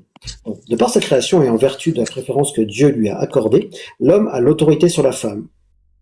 Je ne vois pas déjà pourquoi. Il est son maître qui la gouverne et la corrige quand il le faut. Non. Jouissant de cette suprématie, putain le terme est fort, la prophétie a toujours été le privilège des hommes, à qui aussi ont été confiées les rênes du pouvoir. Le prophète, qu'Allah le bénisse et le salue, a dit à ce propos, ouvrez les guillemets, un peuple ne saurait prospérer s'il est gouverné par une femme. Ah. Allô? Oui, je téléphone avec un tournevis sonique, ta gueule. Oui, Madame Merkel? L'Allemagne? Ouais, ça va, mais bon, faut faire un peu mieux. Ah, oui, au fait, il y a au moins une femme qui a dirigé un pays, c'était pas si mal. Il y a aussi d'autres raisons pour cette autorité qui consistent aux dépenses d'entretien dont ils sont chargés. La dot, entre autres. Les hommes ont donc une prééminence sur les femmes. Elles doivent leur être soumises Non, c'est pas comme ça que fonctionne un couple, hein. Non. Quand t'es tortionnaire, oui. Quand t'es pas un tortionnaire, les deux sont de même niveau. Soumise comme Dieu leur a ordonné. Non. Le gourou qui faisait croire que quelqu'un lui parlait. Cette soumission se traduit par être bonne à l'égard des parents du mari et la garde des biens. Donc Al-Hassan al-Basri raconte qu'une femme vint se plaindre auprès du prophète, qu'Allah le bénisse et le salue, en accusant son épouse de l'avoir frappée. L'envoyé de Dieu, qu'Allah le bénisse et le salue, s'écria: la loi a du talion. Mais Dieu à ce moment fit cette révélation: les hommes ont le pas sur les femmes, etc. Et la femme devait retourner chez elle sans appliquer aucune peine à son mari. Quant à Ali ben Abi Taleb, parce que j'écorche les noms, je sais pas bien, il raconte que l'envoyé de Dieu, qu'Allah le bénisse et le salue, ordonna d'amener l'époux d'une femme qui venait se plaindre en disant: il m'a frappé, voilà les traces de cette brutalité sur mon visage. L'envoyé de Dieu, qu'Allah le bénisse et le salue, répondit: il n'a pas le droit de le faire. Oh, c'est cool, mais attention, dans le Coran, à chaque fois, c'est pareil. Quand vous avez un truc positif, vous creusez directement par derrière. Il n'a pas le droit de le faire. Dieu, à cette occasion, fit descendre le verset. Donc, les hommes ont autorité sur les femmes. Donc. Et le prophète, qu'Allah le bénisse, le salue, de s'écrier: j'ai décidé une chose, mais la décision de Dieu est différente. Le prophète était meilleur qu'Allah. Machallah et mâche-le bien. Puis Dieu montre que les femmes vertueuses sont pieuses, soumises, putain ce terme de Dieu, à leurs époux et préservent le secret que Dieu préserve. À cet égard, Abu Huraira rapporte que l'envoyé de Dieu, qu'Allah le bénisse et lui salue, a dit, ouvrez les guillemets: la meilleure des femmes est celle qui te plaît lorsque tu la regardes, obéis à tes ordres lorsque tu t'absentes d'elle, elle garde tes biens et sa chasteté. Fermez les guillemets. Puis il restait sur le verset. Les hommes ne pas sur les femmes, jusqu'à la fin du verset.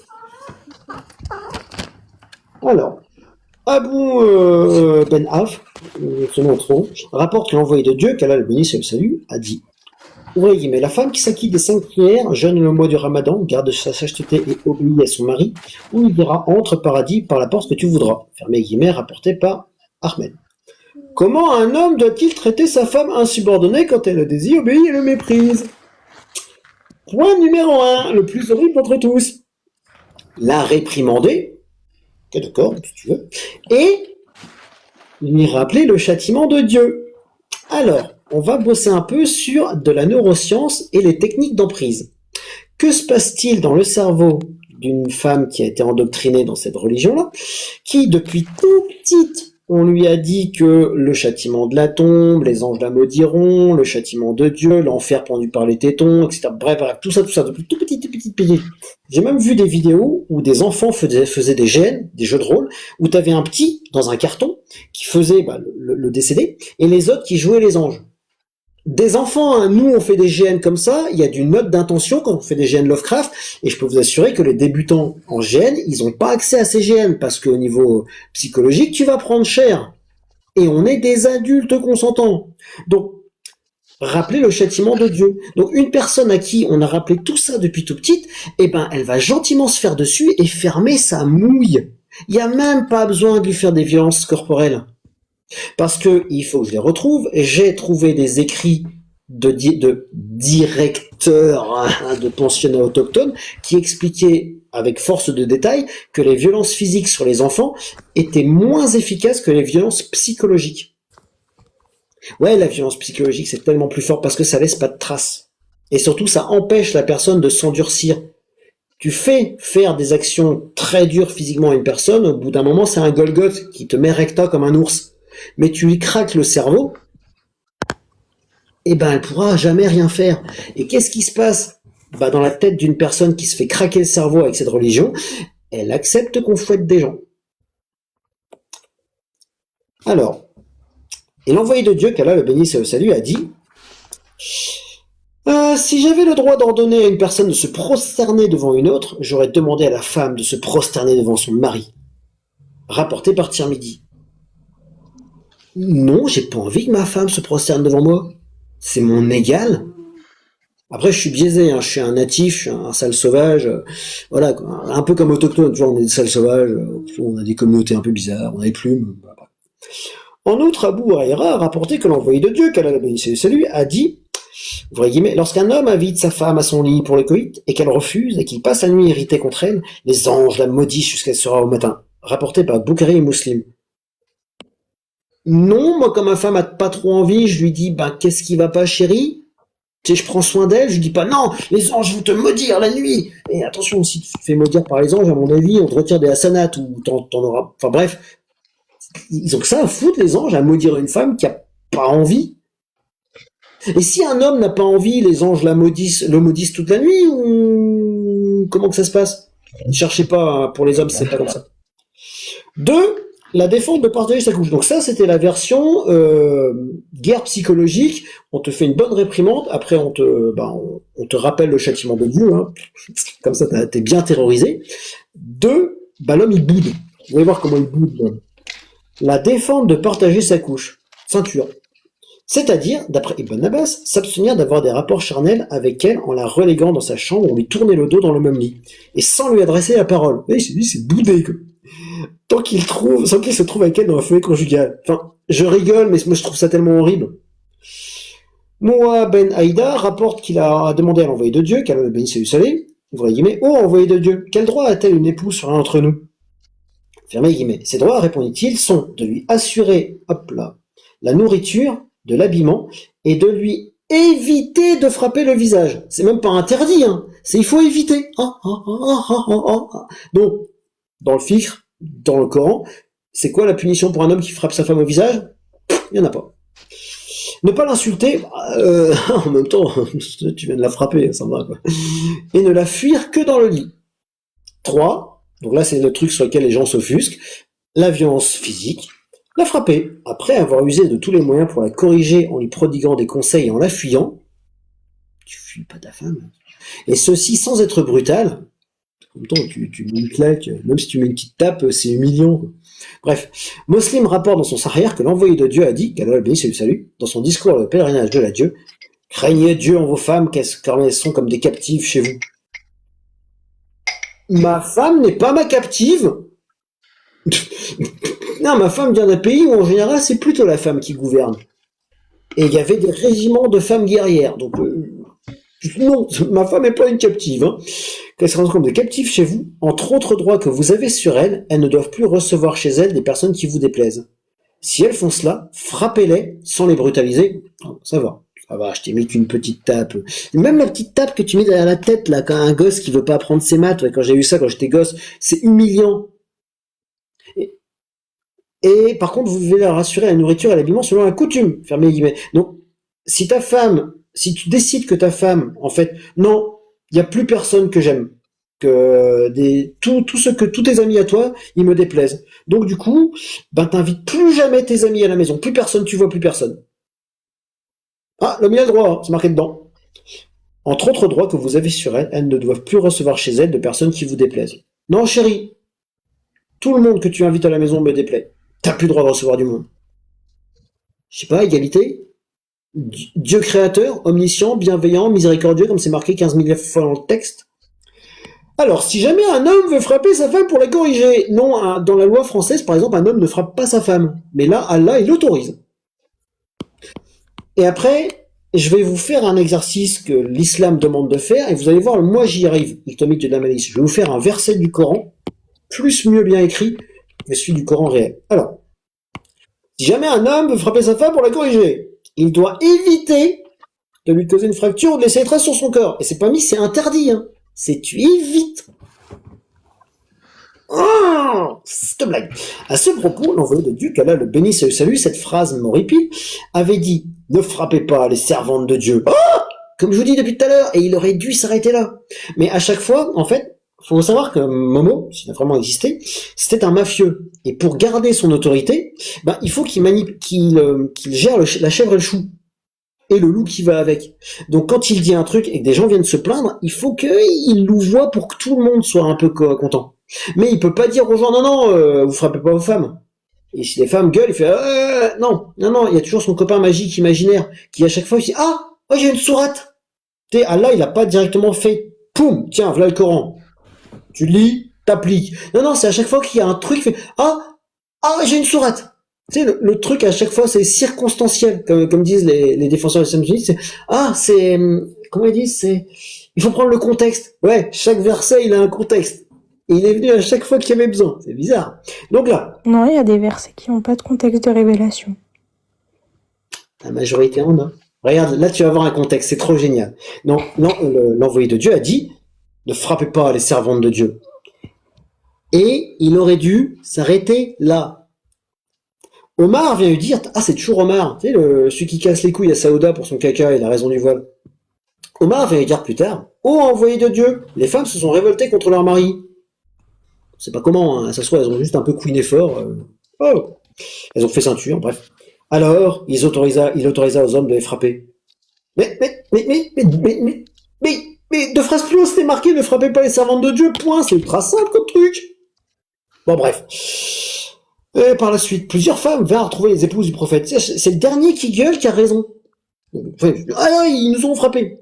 Qu'Allah le bénisse et le salue, pour se plaindre du mauvais comportement de leur mari. Tu m'étonnes, il a dit, c'est bon, vous pouvez les frapper. Il s'écria, certaines femmes sont venues porter plainte contre leur mari. Et là, il y a le prophète qui, avec la révélation divine, va donner la condamnation, la sentence pour les maris qui frappent leurs femmes.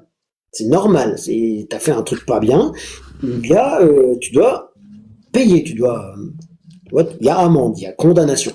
Et là, la condamnation, vous allez voir, est magnifique.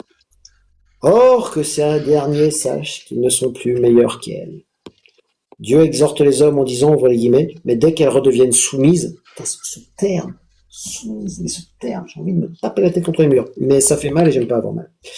Dès qu'elles redeviennent soumises, ne cherchez plus querelle, fermez les guillemets, ce qui signifie qu'une fois la femme est devenue soumise et obéissante, tu es soumise. Et même là, si on était dans un pays islamique, comme au méga hasard, je sais pas,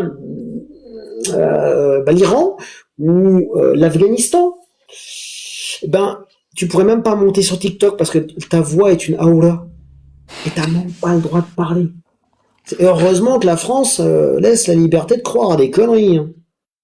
Et vous avez le droit tant que ça impacte pas les autres. Mais fini ? Non, attends, il y a pire encore. Hein, c'est pire. L'homme ne doit pas la maltraiter, ne doit pas la maltraiter en la fuyant ou en la frappant. Dieu est certes plus élevé et plus grand que les hommes. Ben non, puisque Mohamed avait dit ne frappez pas les servantes de Dieu. Très bien. Et Dieu, il a dit, bah tu peux les frapper. Donc il n'est pas plus grand. Non, c'est une connerie. Il les jugera et se vengera d'eux. Ouais, c'est ça. Ouais. Alors, plap. Donc, craignez-vous que leurs époux ne rompent le lien. Et ça, après, c'est la sourate 35. Alors, qu'est-ce que tu penses de la sourate 4, verset 34, qui dit que ton homme et ton mari est supérieur à toi et qui peut te frapper? Je vais vous expliquer ça en plusieurs points. Selon la doctrine musulmane directement et pas la narration que vous avez choisi de donner, en fait, tout simplement. Alors, j'ai lu Ibn Kathir. Vous avez lu et commenté. Ouais, vous n'êtes pas contenté de lire. Bien commenter pour bien. Je vais vous expliquer maintenant ce qui est enseigné aux musulmans et ce qui est pratiqué par les musulmans. D'accord ? Alors, le premier point, c'est que la responsabilité n'est pas une supériorité de nature. D'accord ? Le terme utilisé, c'est le verbe qawwam. Le verbe qawwam implique une responsabilité. Ce n'est pas une autorité qui est là pour dominer, mais une responsabilité qui est une charge à prendre devant Dieu, et cet homme-là devra répondre de cette responsabilité devant Dieu. Il explique que ce terme désigne la protection, la prise en charge et la gestion de la femme. L'homme est désigné comme le chef de famille, pas parce qu'il est meilleur devant Dieu, mais parce qu'il a l'obligation. Pourquoi il est chef de famille ? Excusez-moi ? Donc pourquoi l'homme est chef de famille ? Comme je l'ai dit tout à l'heure, c'est une religion qui se veut universelle. Et non. Mais en fait, si vous n'êtes pas d'accord, c'est votre problème. Mais moi, chez nous, c'est la femme qui a autorité sous le tipi. Est-ce que parce que vous n'êtes pas musulman. Le texte est pourri. Mais vous n'êtes pas musulman, c'est ça le truc. Quand je dis qu'il est universel, je dis qu'il peut s'appliquer à toutes les époques et à tous les contextes géopolitiques. D'accord. Alors moi j'ai une question pour toi. J'ai pas fini, s'il vous plaît. Franchement, je vous ai écouté pendant 20 minutes. Sans dire un mot, j'aimerais vraiment que vous fassiez de même, si c'est possible. Très bien. Alors, le point clé, c'est qu'en droit islamique, la femme, elle garde ses biens propres, tandis que l'homme est obligé de dépenser pour elle. C'est une supériorité de responsabilité. Pourquoi l'homme est supérieur à la femme ? Pourquoi l'homme a L'homme est autorité? supérieur, l'homme est responsable de la femme parce que il y a des époques et il y a des pays dans lesquels les seules personnes en capacité de travailler, aujourd'hui on est en 2025, on peut travailler de manière libre et accessible, mais c'est pas le cas dans tous les pays. Il y a des pays où les seuls travaux qui sont disponibles, ce sont des travaux qui sont physiques, ce sont des travaux qui sont pas adaptés en fait à la femme et ce sont des organisations de société où l'homme travaille à l'extérieur et la femme à l'intérieur. Ça n'empêche pas qu'il y ait des femmes qui soient commerçantes, des femmes qui soient savantes, des femmes qui soient médecine, etc. Mais pourquoi l'homme est obligatoirement supérieur à la femme? Mais on parle de responsabilité. Oui, mais pourquoi l'homme Que est la responsable femme de qui la n'est femme? pas en capacité de travailler, de subvenir à ses propres besoins, ne se trouve pas livrée à elle-même. La femme est automatiquement sous la responsabilité d'un homme pour qu'elle ne soit pas à la rue, qu'elle ne manque pas de nourriture, qu'elle ne Dans manque une pas de vêtements. société où les femmes peuvent travailler et devenir autonomes, l'homme Oui, n'a plus. il y a des endroits et il y a des époques où ce n'était pas possible. Donc ça veut dire que le texte qui est écrit là, qui est censément mis pour toute l'humanité en tout temps et en tout lieu, ne s'applique pas. Il y a des époques où il s'applique pas et des lieux aussi, c'est ça? La responsabilité de l'homme, elle ne se retire pas. Même si la femme, elle a... En fait, c'est pas parce que l'homme a l'obligation de subvenir aux besoins de la femme que la femme ne peut pas être autonome. Donc, pourquoi l'homme est supérieur à la femme? Ce que vous avez dit. En ce point-là, on parle de Ouais. responsabilité. On parle de ça. Non, mais pourquoi l'homme est supérieur à la femme? Parce que Dieu lui a donné cette supériorité, Dieu lui a donné cette responsabilité-là. Pourquoi spécifiquement à l'homme? Parce que l'homme est plus habilité à travailler dans certains contextes. Non. Bah si. Et combien même, ok d'accord, l'homme est plus habilité à travailler dans certains contextes. Mettons que tu as une société où c'est que les femmes qui travaillent, parce que les hommes sont diminués, ils sont faibles, physiquement. Bah ça n'existe pas. La femme est supérieure à l'homme? Mais il faudrait que ça existe, et si ça venait à exister, ben dans ce cas-là, les savants feraient un travail d'interprétation qui pourrait mener ou non à une évolution des règles. Donc ça veut dire qu'on pourrait réinterpréter les textes de là? Les textes religieux sont constamment réinterprétés et réévalués en fonction du contexte pour être appliqués de la meilleure des manières dans l'endroit et dans l'époque dans laquelle on vit. Je remettrai le live en replay sur ma chaîne et tu réécouteras ce que tu dis. C'est complètement incohérent. C'est la législation musulmane et la manière dont... Là, tu es en train de dire que les paroles d'Allah peuvent être réinterprétées. Donc on peut changer le sens des paroles d'Allah. On ne change pas le sens, mais on adapte la législation qui est une interprétation de la parole de Dieu. En 2026? T'es En sûr? 2026, il y a encore des savants qui se réunissent chaque année pour faire ce qu'on appelle des fatwas, qui sont en fait Et t'habites dans quel pays? J'habite en France, mais il y a Et est-ce qu'on fait ça en France? Mais c'est le cas en France. Il y a des mouftis en France qui travaillent à ça. C'est quoi la peine pour un homme qui frappe sa femme ou une femme qui frappe son homme? C'est quoi la peine? Mais c'est la prison. Ouais. En islam, c'est quoi la peine pour une femme qui frappe son homme? Je sais pas. Il n'y en a pas. En islam, c'est quoi la peine pour un homme qui frappe sa femme avec raison?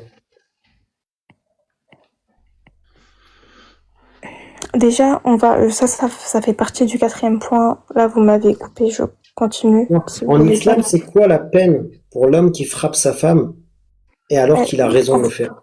Et c'est quoi frapper? Mettre une petite claque. Une claque n'est pas autorisée. Ah, est-ce que tu peux me sortir le verset du Coran? L'explication des savants. Non, le verset du Coran. Ne parle pas des humains qui réécrivent les textes. Le verset de Dieu. Le verset de Dieu. Parce que là, moi, je viens de lire un texte qui autorise l'homme à frapper sa femme. Oui, mais le frapper, le mot frapper est interprété d'une certaine manière. Ah, frapper, c'est pas frapper? Tu vas me faire Frapper, la c'est chorale frapper dans un contexte, mais encore une fois, c'est le 4e point que j'ai préparé. Donc, si vous me laissez terminer, on va y arriver. Ah, on va pas faire les points, parce que la taquia, à un Mais je moment, vous ai écouté, moi. Ouais, mais je m'en fous. Mais dans ce cas-là, ça sert à rien que je sois là à discuter avec vous si vous voulez mener la discussion à votre avantage. Il n'y a pas de débat. On ne frappe pas sa femme. Putain! J'ai 4 restrictions et j'en ai rien à foutre de faire sauter mon live. On ne frappe pas sa femme. Putain, et ça rime pas. Normalement, on ne clique jamais sur un lien et on y va à la main et ça rime putain. Ça, c'est ce que j'enseigne aux gens. Et je vais t'enseigner ça. On ne frappe pas son conjoint ni sa conjointe sous aucun prétexte. Je vais vous dire un truc. L'islam ne crée pas des terreaux. Mettez ça, vous, dans le crâne une bonne fois pour toutes. L'islam crée des... Ah, je sais plus comment est le nom de cette jeune fille qui est super sympathique. Cette jeune fille te dit tu peux frapper ta femme ou... J'ai pas dit ça. S'il vous plaît, vous parlez à ma place et vous dites des choses que j'ai pas dit. Je suis en train de vous expliquer. J'ai même pas eu le temps de terminer ce que j'ai envie de dire. Je suis en train de vous dire que le mot frapper est interprété de manière que ce soit un que ce soit un coup qui est non violent, qui explicite seulement un mécontentement et qui n'est pas non violent. Il n'y a pas de coup à donner. T'arrives même pas à te rendre compte de l'horreur que tu dis avec tes voix mielleuses. Ah, je vais expliquer un coup non violent. Il y a pas de coup à donner. Mais attends, quand tu parles pas avec tes mains, ça t'arrive pas de tapoter sur l'épaule de ton ami quand t'es pas d'accord avec lui pour lui exprimer ton propos. Non. Tu tapotes pas sur l'épaule de ton ami.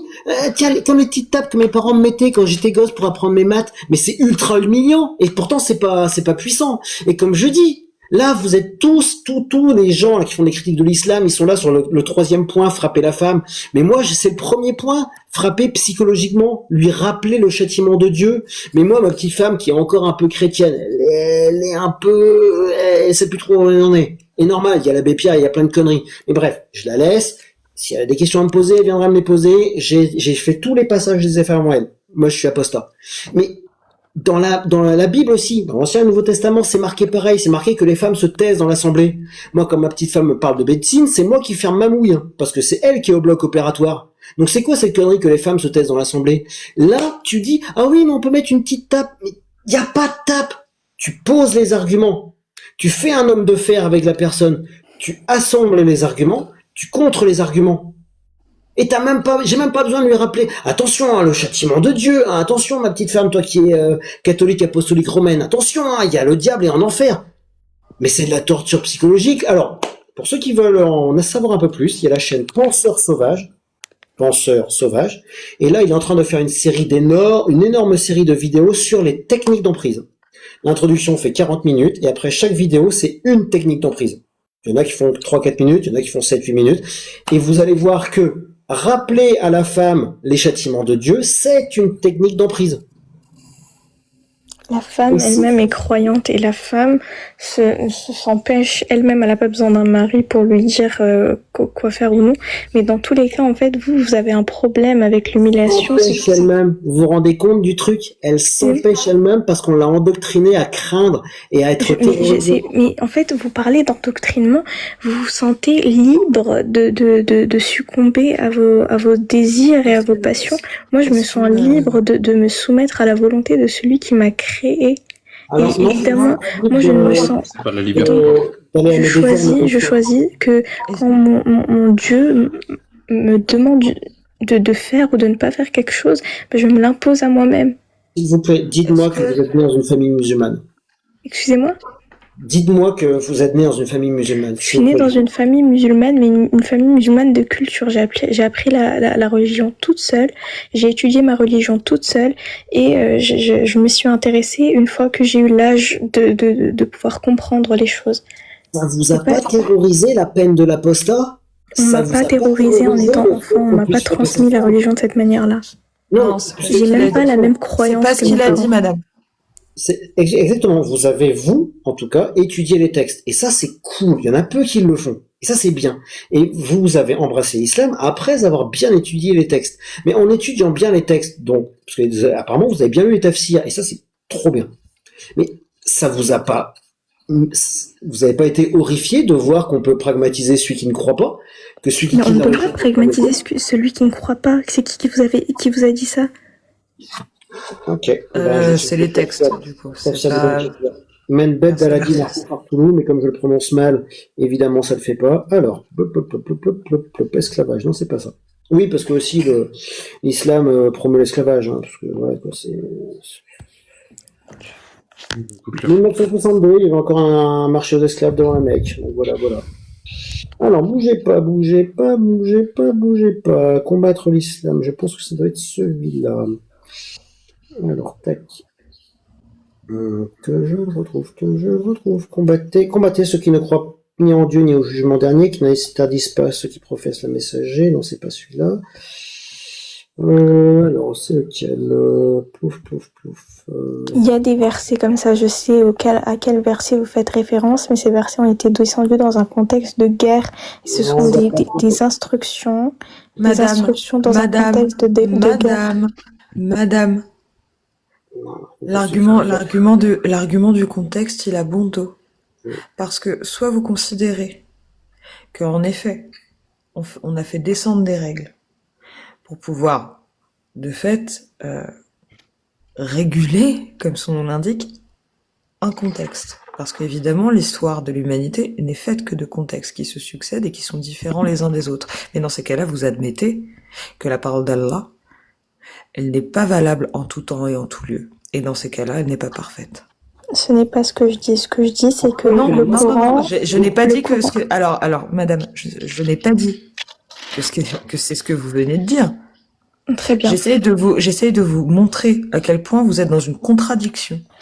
Moi, je vous dis que ce que je crois, c'est que le Coran contient une partie qui vise à légiférer, une partie qui vise à contextualiser et une partie qui vise à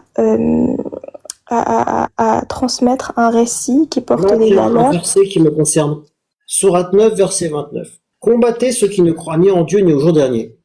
Bon, Ictoni, Dieu de la malice. Et attention, la malice est plus forte que tout, même plus forte que Allah. Bref, combattez ceux qui croient ni en Dieu ni au jour dernier, et qui n'interdisent pas ce que Dieu et son messager ont interdit, et qui ne professent pas la religion de la vérité parmi ceux qui ont reçu le livre, jusqu'à ce qu'ils versent la capitation par leurs propres mains, après s'être humiliés. Message d'amour, les enfants. Donc, admettons que ça ne concerne, comme certains défenseurs de l'islam le disent, que ça ne concerne que les chrétiens et les juifs. Je redeviens chrétien. M'en fous, j'ai fait la confirmation, je peux faire ce que je veux. Je peux même enseigner, j'ai fait la confirmation. Donc je redeviens chrétien. Et je ne crois pas aux fadaises de Momo, qui a juste fait que repomper bien comme il faut dans l'Ancien et le Nouveau Testament. CTRL-C, CTRL-V. Bref, donc combattez ceux qui ne croient ni en Dieu ni au jour dernier. Ok. Et une fois qu'on m'a combattu, jusqu'à ce qu'ils versent la capitation de leurs propres mains, ok, d'accord, j'ai été vaincu, je te paye un tribut. Après s'être humilié, je vais pas m'humilier, c'est quoi cette blague? Attendez, bougez pas, j'en ai d'autres. Cette blague. Blablabla, non, ça c'est... Ah si, bah si, ouais. 4,46. Il en est parmi les juifs qui détournent les mots de leur sens en disant, en vrai guillemets, nous avons entendu, mais nous avons désobéi, fermez les guillemets. Écoute sans qu'il te soit donné d'entendre, et favorise-nous, Raïna, tordant la langue et attaquant la religion. Si au contraire ils disaient nous avons entendu, nous avons obéi, écoute et regarde-nous, ce serait meilleur pour eux, et plus droit. Mais Dieu les a maudits à cause de leur mécréance. Leur foi est bien médiocre. Dieu, il a qu'à juste penser tout le monde croit en moi, et pouf, tout le monde croit en lui. Il est omnipotent, il fait ce qu'il veut. Donc Dieu, il te crée mécréant, et après il te punit. Attendez, bougez pas, il y en a d'autres. C'est terrifiant, un truc comme ça. Oh, vous qui avez cru, ne prenez pas les Juifs et les Nazaréens comme alliés. Certains d'entre vous sont alliés contre les autres. Quiconque parmi vous s'allie à l'un d'eux et l'un des leurs. Et Dieu ne guide pas les injustes. Pourquoi ne pas prendre les Juifs et les Nazaréens comme alliés?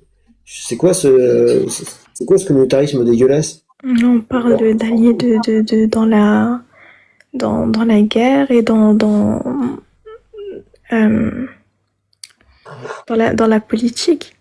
Parce que le contexte explique Oh, la que belle à Katia. partir du moment Rapide, verset 12. Et ton Seigneur révéla aux mais vous allez me laisser aligner une phrase Non, ou bien je vais lire des versets du Coran pour que tu comprennes qu'on te prend pour une idiote. Écoutez, moi, je suis très ferme dans ma croyance. Je vois que vous avez pas une intention en fait honnête et que vous passez votre temps à passer d'un sujet à l'autre en voulant dénigrer. Je vais jeter En les voulant fleurs dans le dénigrer. cœur Non, mais de j'ai mes pas frères. fini. Mais En voulant dénigrer ma croyance et en ne respectant pas. alors, arrête de couiner. Je vais Je jeter vais vous les laisser. fleurs dans le cœur des mécréants. Mais Je vais vous laisser. dis donc Au Allah, revoir. et ton Seigneur se révéla aux anges. Je vais Non. jeter l'effroi dans le cœur des mécréants. Tu sais, Mistakouet, t'as beau avoir un ton mielleux et faire de la takia, parce que attention, avec moi, c'est pire que les autres. Tout défenseur de l'islam sunnite est sous takia jusqu'à preuve du contraire. Comme dirait un docteur très renommé, Dr House, tout le monde ment. Et pour moi, c'est pareil. Tous les défenseurs de l'islam sunnite sont sous takia, jusqu'à preuve du contraire. Regardez-moi ça, Sourate 8, verset 12. Et ton Seigneur révéla aux anges, je suis avec vous, affermissez donc les croyants, je vais jeter l'effroi dans le cœur des mécréants. Donc là, tu as un Dieu omniscient, omnipotent, qui pense qu'on peut effrayer un cœur. Le cœur est une pompe hydraulique. Basta. C'est une pompe à gasoil. C'est tout, il pompe. Et c'est un Shadok, il pompe et c'est tout, il pompe. Voilà, le cœur il pompe, et c'est tout ce qu'il fait. Il pompe. Frappez donc au-dessus des coups et frappez-les sur le bout des doigts. Et après ça, je vais relancer le live parce que j'ai 4 restrictions. 4 coups de couteau dans le corps. Bravo, hein, machallah les gars. Par contre, il y a un mec, bon, tant pis, je l'aurais bien viré tout à l'heure. Ceux qui veulent monter, ils monteront tout à l'heure. Je vais relancer le live parce que, ben voilà, hein, j'ai pris 4 coups de couteau dans le ventre par des gens qui n'avaient pas d'argument. J'ai pas de relance. Attention.